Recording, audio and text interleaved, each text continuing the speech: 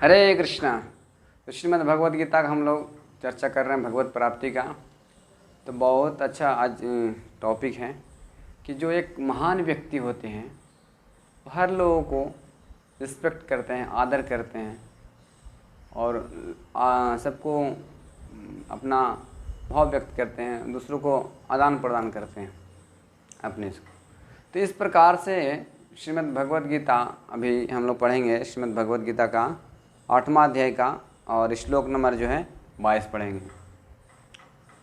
कि इतना एक व्यक्ति महान है, वो सबको रिस्पेक्ट कैसे कर सकता है और कैसे करता है। कुछ लोग सोच सकते हैं कि वो इतना हम तुच्छ हैं, वो उतना महान है, वो हमको मिलना बहुत मुश्किल है, हमसे बात नहीं हो सकती उनसे क्योंकि बहुत महान है। इस प्रकार से विचार आते हैं, इसका आज चर्चा हम लोग करेंगे। पहले श्लोक पढ़ लेता हूँ श्रीमद् भगवद गीता का 8वां अध्याय का 22वां श्लोक। पुरुषः स परं पार्थ भक्त्या लभस्य त्वनन्यया यस्यान्तस्थानि भूतानि येनं सर्वम् इदं तथा। श्रील प्रभुपाद जी द्वारा अनुवाद। भगवान जो सबसे महान है, अनन्य भक्ति द्वारा ही प्राप्त किए जा सकते हैं। यद्यपि वे अपने धाम में विराजमान रहते हैं तो भी वे सर्वव्यापी हैं और उनमें सब कुछ स्थित है। हरे कृष्णा। तो यहाँ बताया गया है कि भगवान जो है सबसे महान है, कृष्ण जो है सबसे महान है। महानता उनकी अब सब लोग बोलते हैं, अलग अलग धर्म के लोग भी होते हैं कि ईश्वर जो है महान है, गॉड इज़ द ग्रेट। लेकिन कैसे महान है उन लोगों को पता नहीं है। तो इस प्रकार से पढ़ने से सुनने से भगवद गीता में क्लियर बताया गया है कि किस प्रकार से कृष्ण महान है। और महान व्यक्ति, हम तथा कथित व्यक्ति भी महान भी होते हैं भौतिक लेवल पे, वो भी भगवान के अंश मात्र गुण है उनमें व्यक्त रहता है, तब सब लोगों को आदर दे पाता है। लेकिन सब लोगों को आदर नहीं दे पाता है। लेकिन भगवान श्री कृष्ण जो है सब जगह व्यक्त हैं।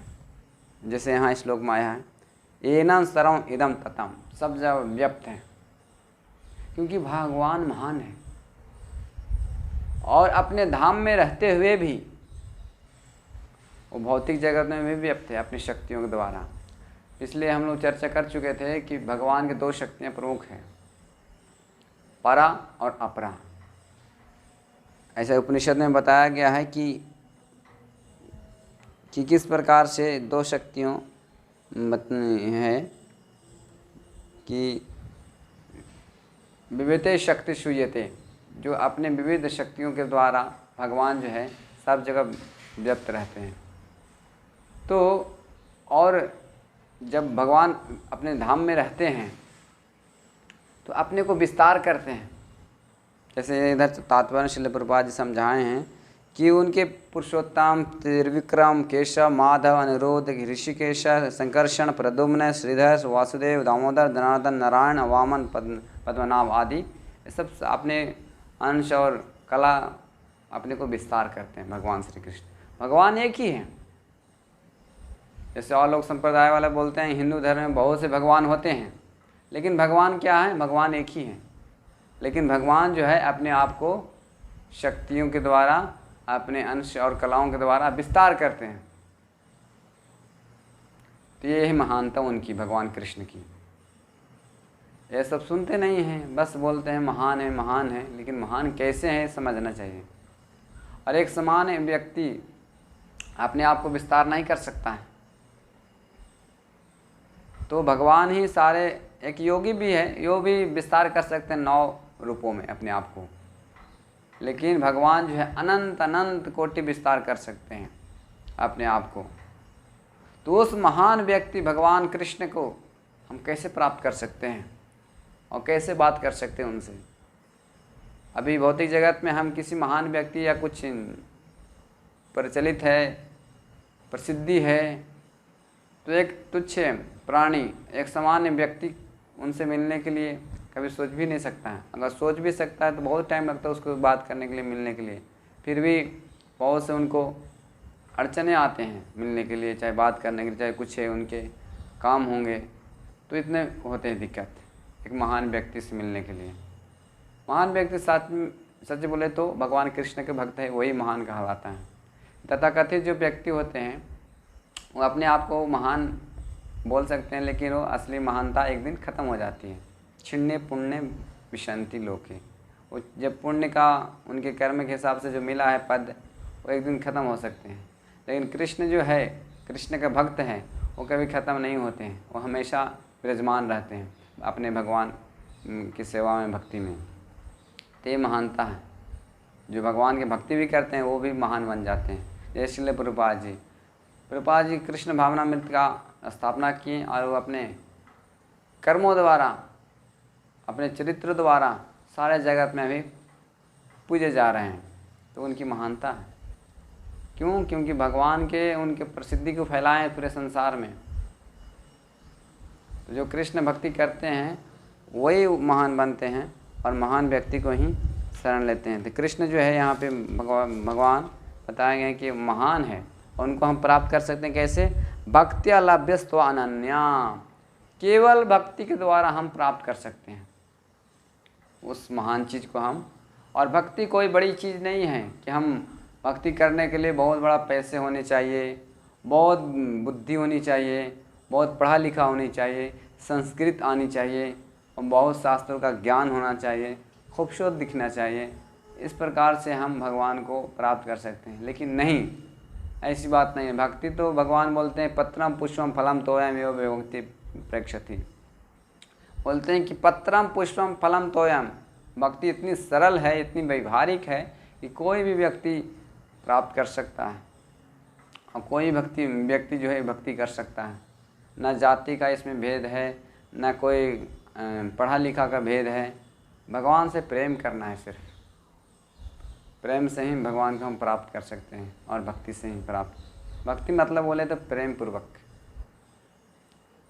तो जो भी हम कार्य करते हैं भगवान को समर्पित करते हुए प्रेम पूर्वक भक्तिमय से हम भगवान को समर्पित करेंगे तो भगवान स्वीकार करते हैं और भगवान एक दिन हमको मिल जाते हैं, उनसे हम बात करते हैं। किस व्यक्ति, महान व्यक्ति को हम कैसे प्राप्त कर सकते हैं?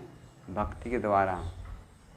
आज हम किसी बड़े व्यक्ति से परिचय होता है, चाहे मिल सकते हैं, मिल लेते हैं, तो हम लोगों का गर्व रहता है, हम गर्व महसूस करते हैं कि हमारे पहचान उस व्यक्ति से है जो एक फ़ोन कॉल से में हम उनसे बात कर सकते हैं, उनसे हम सहायता ले सकते हैं। इतना हमारे पास अहंकार रहता है। लेकिन जब जिसके पास ब्रह्मांड के मालिक जगन्नाथ, अभी रथ यात्रा निकलने वाली है 20 तारीख को, तो जग के नाथ है, उनसे हमारा कांटेक्ट हो जाएगा तो कितना मतलब बड़ी बात है और कितनी गर्व की बात होनी चाहिए। और गर्व होनी चाहिए, अहंकार जो है होनी चाहिए किस बात के? कि मैं कृष्ण का नित्य दास हूँ, इस बात को होनी चाहिए। नहीं कि मिथ्या अहंकार नहीं, मिथ्या अहंकार को भूलना है। जो खत्म होने वाली है उसको लेके हम मिथ्या अहंकार बैठते हैं, उसको छोड़ना है। और जो सच्चा अहंकार है, मैं कृष्ण का नित्य दास हूँ, उनसे हमको संबंध स्थापित करना है। वो हमारे प्रभु है, मैं उनकी सेवक हूँ, उनके दास अनुदास हूँ। तो ये अच्छा अहंकार है, ये अच्छा गर्व है, ऐसा गर्व होना चाहिए। तो इस प्रकार से इस श्लोक में यही बताया गया है कि भगवान श्री कृष्ण जो है महान है और हम उनको प्राप्त कर सकते हैं भक्ति करके। और भगवान श्री कृष्ण अपने धाम में रहते हुए भी भौतिक जगत में भी रह सकते हैं, दो शक्तियों के रूप में, परा और अपरा रूप में, सारे संसार में व्यक्त हैं। तो इस प्रकार से जो भी कृष्ण भक्ति करते हैं उसको किसी प्रकार का नुकसान नहीं है और लॉस नहीं है, और जो नहीं कर रहे हैं उनके लिए लॉस है। जो कृष्ण भक्ति नहीं कर रहे हैं उसके लिए बहुत बड़ी लॉस है। तो जो भी कृष्ण भक्ति अपना नहीं रहे हैं उनको अपनाइए और कीजिए। और शुरुआत कर सकते हैं हरे कृष्ण महामंत्र से। जय श्री कृष्ण चैतन्य प्रभु नित्यानंद श्री अद्वैत गदाधर श्रीवासादि गौर भक्त वृंद। हरे कृष्णा कृष्ण कृष्ण हरे हरे, हरे राम राम राम हरे हरे। इससे शुरुआत कीजिए और धीरे धीरे आपके पास भगवत गीता है तो वो भी पढ़ना शुरू कीजिए। आदत डालिए 5 मिनट, 10 मिनट, 20 मिनट, फिर धीरे धीरे आप पढ़ते जाएंगे। हरे कृष्णा।